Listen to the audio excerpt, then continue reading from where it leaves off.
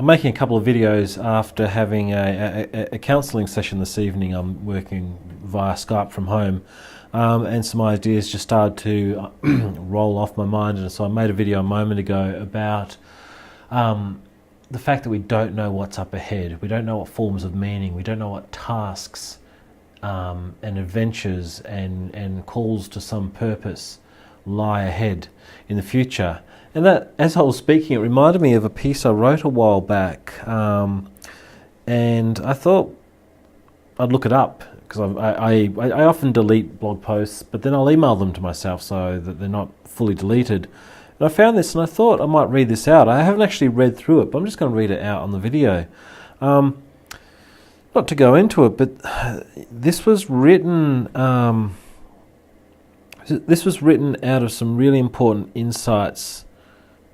This was essentially a really important insight that I grabbed onto during a very hard time in my own life. And so it's written with that kind of more, objective, detached mode, but it's actually coming out of something very personal. So anyway, here it is.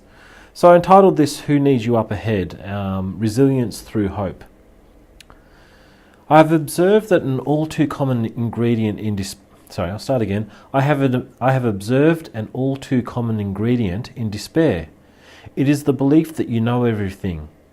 We usually define despair as the opposite of hope, which is correct, but there is also delusion in it.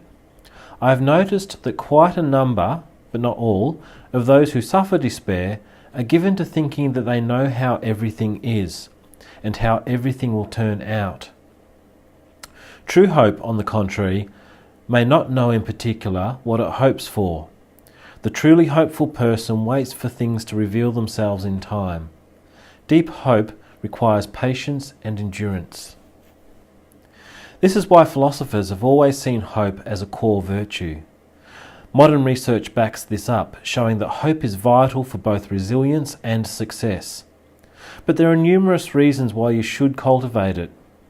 Numerous other reasons. You need hope in order to answer your calling. You need hope in order to find your purpose. You need hope in order to properly love those who most need you.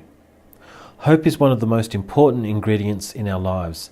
It deserves your attention and cultivation. I'm going to share a story which will disturb some people because it's cruel, but it teaches an important lesson. In the 1950s, a gruesome experiment was conducted on rats. Many gruesome experiments were conducted, and we learnt a lot from them, but they were dropped into buckets of water and were timed to see how long they could swim before they drowned. The rats swam for an average of 15 minutes before giving up and drowning. Then, on a mere hunch, the experimenter tried something different. Just as a rat was giving up, he would take it out of the water, dry it, give it a short rest, and then place it back in. The result? The rats who experienced this went on to swim without any further rest for an average of 60 hours before drowning. So that's from lasting 15 minutes to lasting 60 hours, 240 times more. What was going on? Well, the researchers surmised that by lifting the rats out that one time, they had trained them to have hope. And the consequence of that hope was 240 times more endurance, 240 times more resilience. We need to find rich and deep sources of hope in our lives. They will lead to flourishing in good times, and they will get us through the bad. I have suffered some painful and dark moments in my life, and at my lowest, I once instinctively formulated a question which has since guided me through some tough times. It has been like a resilience mantra for me. And so I have shared it with others, for example suicidal clients, and have witnessed that it has the same effect over time for some of them. I think it might help some of you. This is a question to ask yourself whenever you lose your sense of meaning and purpose and are tempted to despair. Who needs you up ahead? Let me unpack this question, starting with the opening words of a poem by David Malouf, one of the great Australian, to my mind, one of the great Australian poets. Through all those years, keeping the present open to the light of just this moment. That was the path we found. You might call it a promise.